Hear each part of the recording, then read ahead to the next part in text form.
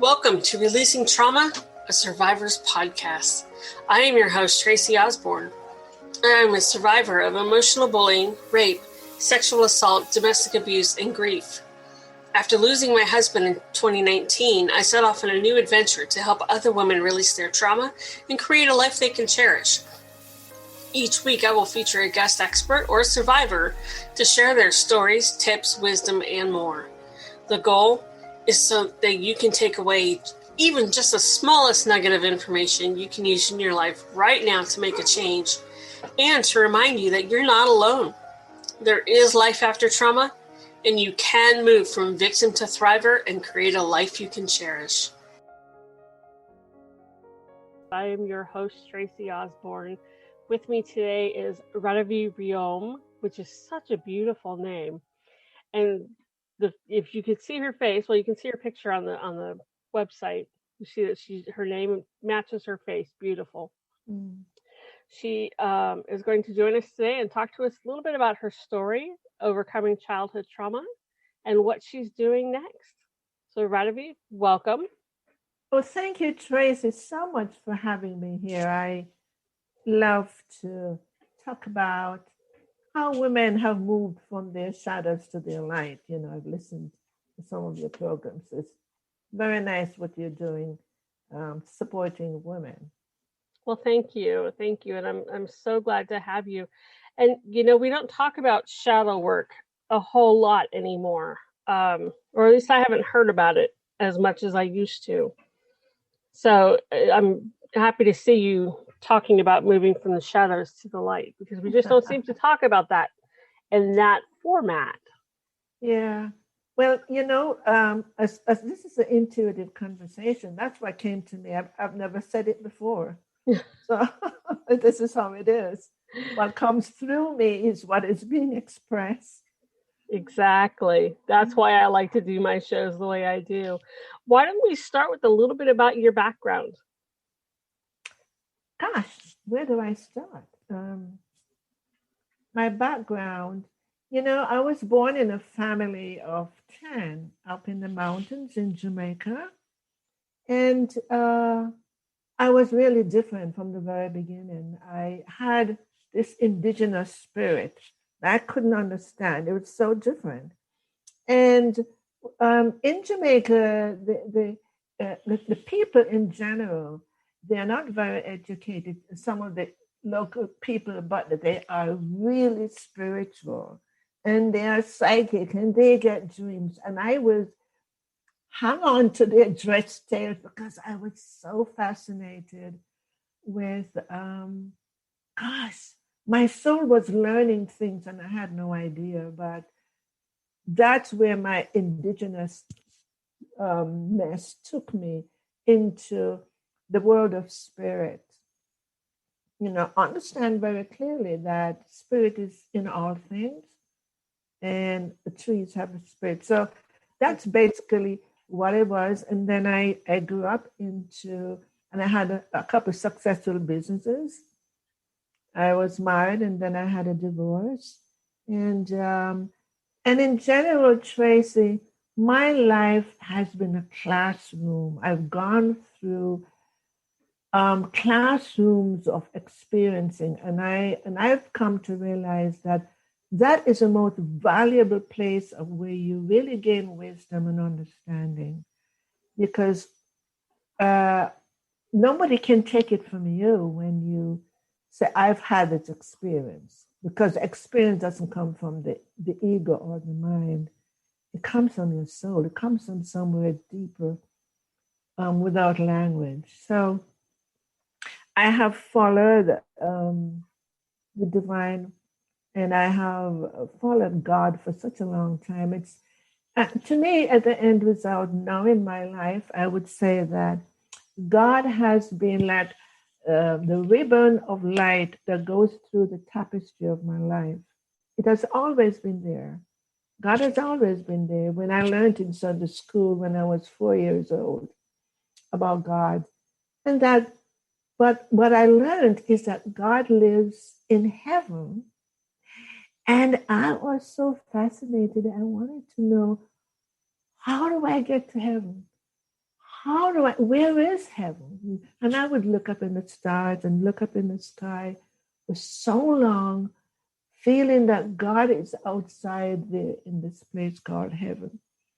And it's, I laugh with myself now to realize that God was never, wasn't the heaven that God was in, was a heaven within ourselves. When we get to the place of divine consciousness, of feeling that divinity of love within us, that's the heaven. And that's where God resides. So it took me on a journey to, as I continue to experience life, to get to that knowingness. Wow, that's beautiful. I love that how you describe that heaven is within us in our divine consciousness. Yeah. And I completely agree. We are a spiritual being having a human experience. That's right. And unfortunately, we live as the human being. We identify so much with the physical world that we've missed that beautiful spirit within. Yeah. So you had a personal wake-up call. Can you tell us about that? Oh, yes. My profound wake-up call was is a pivotal point of my life. It's a defining moment that is absolutely beyond. So I was about 40 years old. I had my husband and I had separated. I was having a relationship with a man. I've always consciously looked for my father for some unknown reason. And I met this psychiatrist from South America that had a personality that was so much like my father. I fell in love with the idea. And it's a very important thing. We sometimes fall in love with the idea and the belief that we have. Mm-hmm. And of course, that didn't last. And it broke my heart. And oh man, I remember going through this amazing wounding.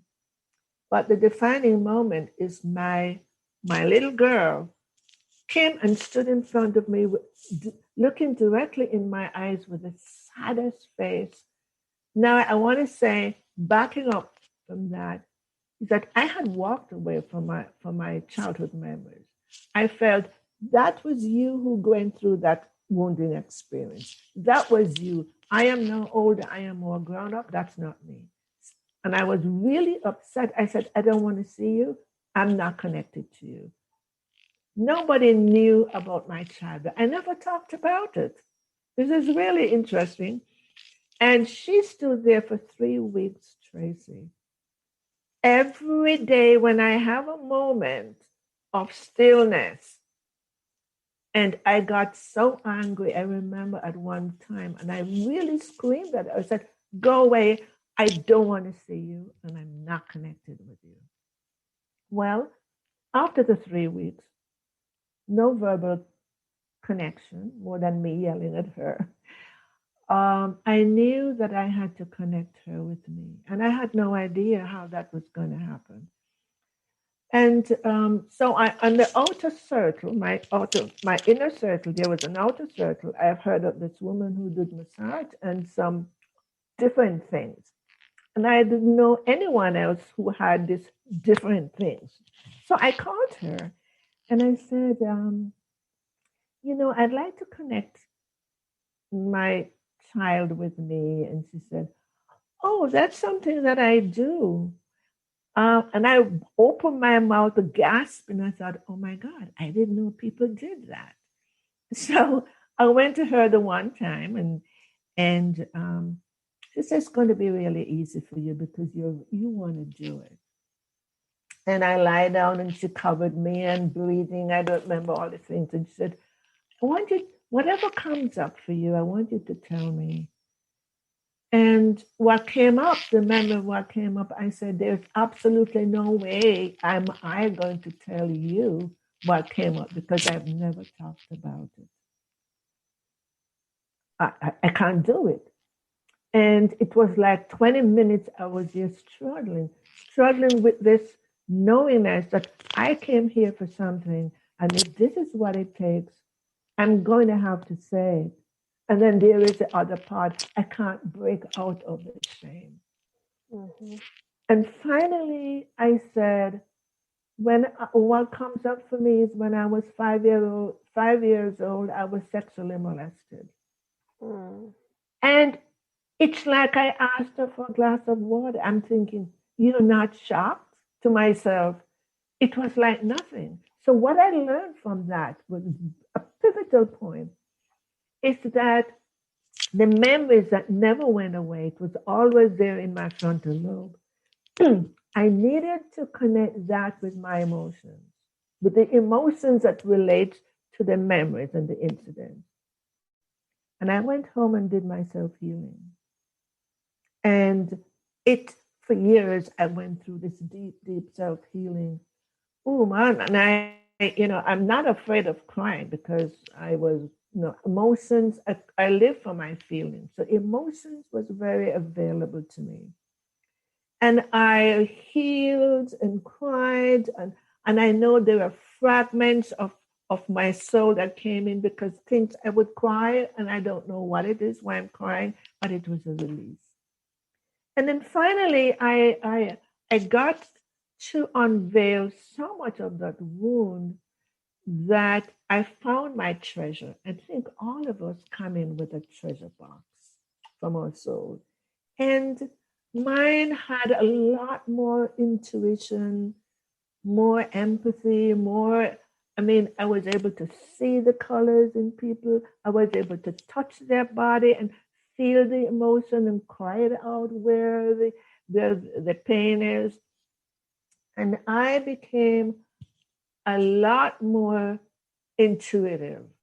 And what came to me is that I my classroom of self healing was exactly what I needed to do because that was my soul's contract to help other people in healing their wounds.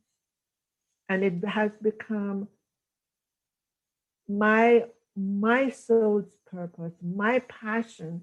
And now it's like I could never do anything else other than unveiling the wounds of the child that lives in many, many adults.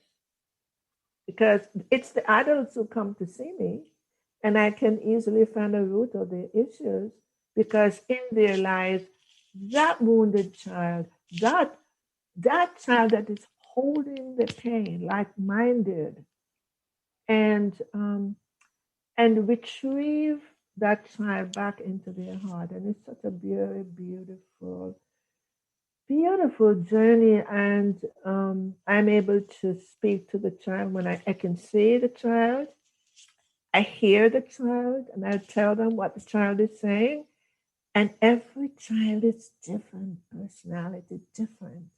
And so it's important when my clients um, find it's the child is given back to them, it's very important to me that they're able to have a conversation with their child because they're going off to continue their self-healing. And so from that, as I continue to open to my my spiritual, my passion, my devotion, I had a vision of a little boy who came to me and he held a golden key up above his head and he said, we we have a key where we have a key to help the adults, but before we can help them, they have to take us out of jail, out of prison, imprisonment. We thought, Right. oh my gosh. So it was part of my soul's journey also. And unknown to me, I had to get to that point where I felt I became that, I became, my soul's contract was in full effect. And I got messages from them and said, we're not wounded child, we're a divine spark. And I got other information from them that they were pleading with me to put it in a book. So I'm in the process of writing this book. And they want people to understand that the woundedness is the experience of the conditioning. And that behind there, it's covered over the divine spark, and they're living as a wounded identity, but they're really divine spark. And this is how we're going to become more a conscious world, a collective, and more of these veiling the traumas and wounds so that that divine spark, which is a portal to spiritual awakening.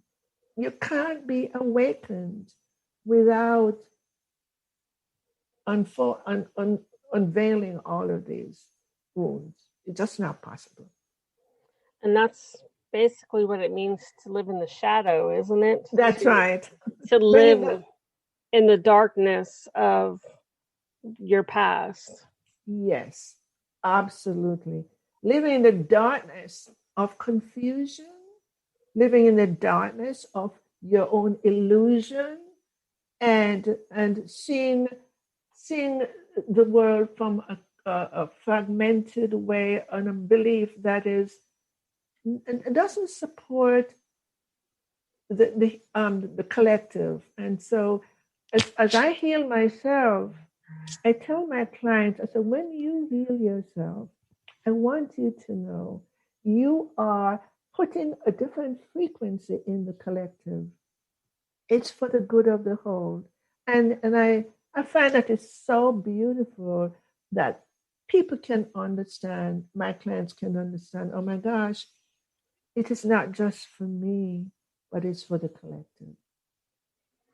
Right, because our energy, our spirits are all connected to one another. Absolutely. Right. We're on the web. Yeah, we're on this web of life.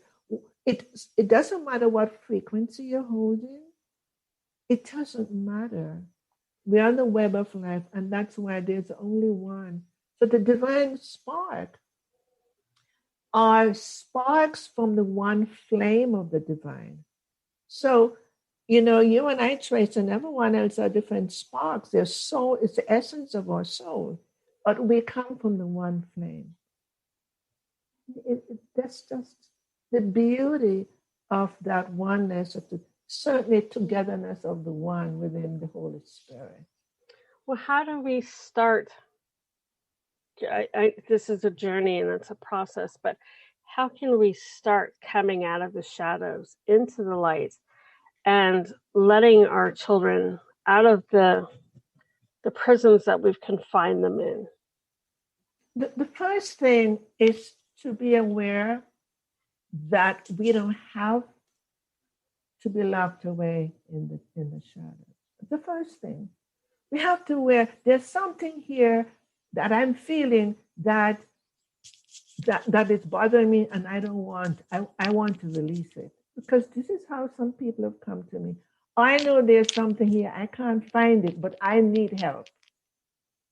And whomever one knows who they feel has that knowingness to unveil them. If you need a heart surgery, you don't go to a chiropractor. You find not all physicians specialize in the same thing.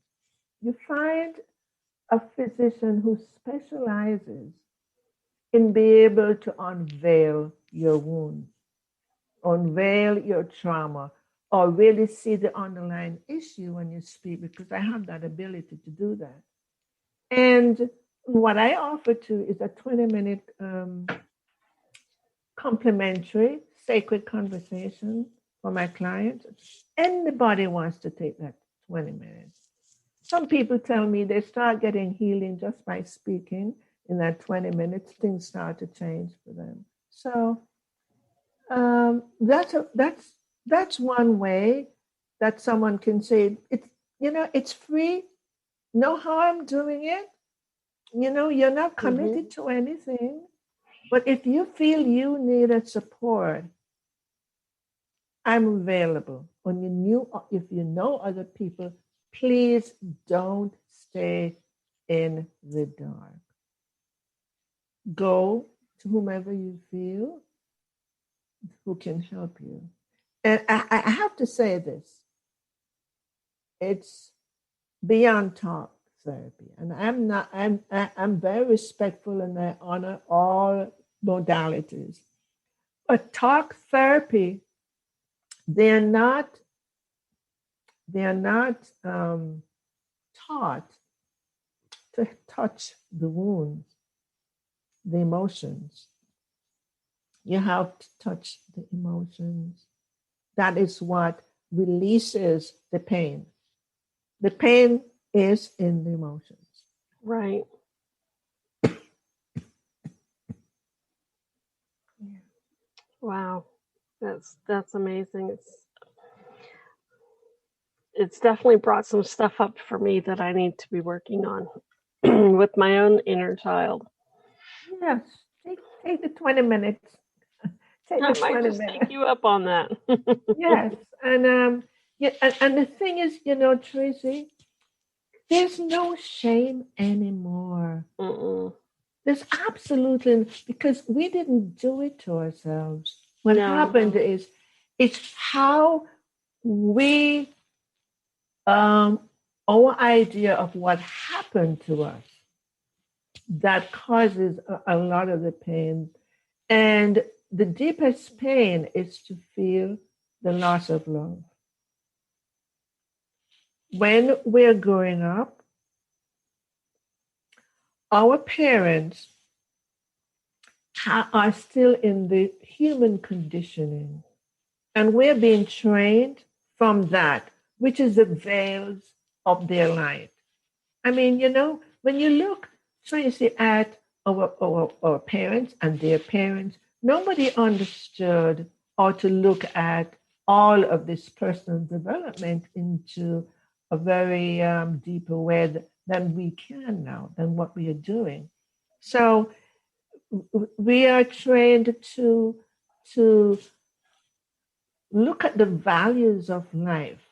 What is the value? What is the value out there? The value out there is about the physical world, to make a lot of money, to go to school, to be educated, to become important, is to succeed in life in that way. And unfortunately, that moves us more into the intellectual world, and we are not balanced with our human heart, with our divine heart. Right. And so, yes. And so we were never trained to remember who we are. We were not, and it's not because uh, they they didn't love us. It's because they didn't know better. Unfortunately, a lot of people have been severely abused. I have had clients who've come to me in worse situations than I went through, and my long journey was about my mother, and the blame that I got from my mother because I was a breach. No, I was a very bad breach. I was across her, and she had 3 days of labor, and it wasn't in the hospital at the time. It was a midwife. The midwife literally had to pull me out, or we both would have died. Oh, goodness. And I think my mother, her only way of feeling that fear and that scary thing that she's going to die or something was taking it out on me. It was my fault. And that was just a little part. So my first wounding that I can remember was when I was 2 years old. Mm. That was an intense moment of recognizing a lie that the nursemaid get told, my abuse, and my mother taking the nursemaid's side as being truthful, and then being beaten and locked away in the storeroom. Mm. It was intense, intense. And what it did for me was pulled me away from the family structure. I withdrew, but it was perfect for me today. I understand I wasn't conditioned into their ways, Right. but I was withdrawn, and I had to go through the unveiling of the wounds of why I was withdrawn and how it felt to be constantly blamed. So it's a, for me, for a little child, that's a very deeply wounding. So I have such a compassion for people now who come to see me to tell me how how they went through, or what it is they went through, because no adult can hide it over to say, well, my mother was, she was a mental thing. She had to be hospitalized. So, oh, you know that, but did the child know that? You can't cover up on behalf of that child. And so I get a little bit disturbed because I remember they have forgotten what the emotions is like and the innocence of a child being misunderstood or being blamed or being physically hurt. And so these are the things that we really have to take out of the shadow to bring more light to the essence of who we are, to that divine spark. Mm-hmm. Yeah. And it's possible. It happens all the time. All the time. No There one, is hope. yes, no one escapes being traumatized. No one escapes at least being traumatized. But, Right. and the thing is, we came into an already traumatized planet. So we came in a planet that was heavily covered with a lot of trauma, and we fall into that environment. Plus, what's going on with us in our lives, and our innocence and our essence was totally covered over. But the beauty about that is that when we have the desire and the heart desire to unveil all of that, we're walking on the path of truth, discovering who we really are as we continue to do that. It's a sort of beautiful journey. And it doesn't look like a beautiful journey in the beginning. It seems wounding, but you get to the time when you so appreciate and understand all the things that happen and the reason why. I got to understand that my soul came in to experience woundedness because it's my soul's contract. So I can have this compassion and genuine love for people who have gone through it because I have felt it. It's beautiful. Yeah. Beautiful. Thank you so much for joining us today and sharing your story with us and giving us some advice and some tips on how we can start walking from the shadows and into the light. Oh, thank you for having me, Tracy. Would you want my website? Yes, absolutely. My website is really simple. It's radavie.net. And on my website, if one wants to take the 20-minute complimentary, it's right there. Page sign up, and it comes over to my email. Perfect. And if you're listening on the website or from the website, all her links will be right below the audio. If you're listening from one of our partners, The website is radavie.net. That's RADAV as in Victor, IE.net. Thank you again for joining us. Thank you, Tracy. Thank you so much. Take care.